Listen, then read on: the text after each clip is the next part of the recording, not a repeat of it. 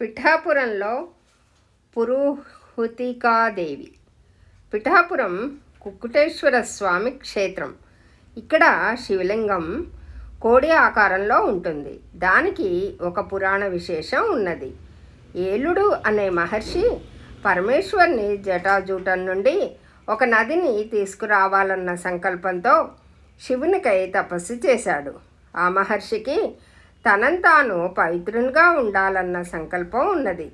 కోడికూతలతో మేల్కొనే ఆ మహర్షికి శివుడు చిన్న గంగాపాయ ఇచ్చాడు. అది పెద్ద నదికి ఆరాధన సంకల్పంతో శివుడు ఒకచోట కోడిలాగా కూశాడు. అప్పుడు ఏలముని ముందు నడుస్తున్నందున ఆ కోడికూతకు వెనుదిరిగి చూశాడు. అప్పుడు శివుడు కోడి ఆకారంలోనే శివలింగంగా ఆవిర్భవించాడు. ఆ స్వామియే కుక్కుటేశ్వర స్వామి. ఏలముని వెంట వచ్చిన నది ఏలా నదిగా పిలువబడసాగింది. ఆ మహర్షి ఆ నదిని అక్కడి కోనేరులో కలిసేలా చేశాడు. అక్కడ సతీదేవి యొక్క అవయవ ఖండం పడినందుకు అక్కడ ఒక శక్తిపీఠం వెలిసింది.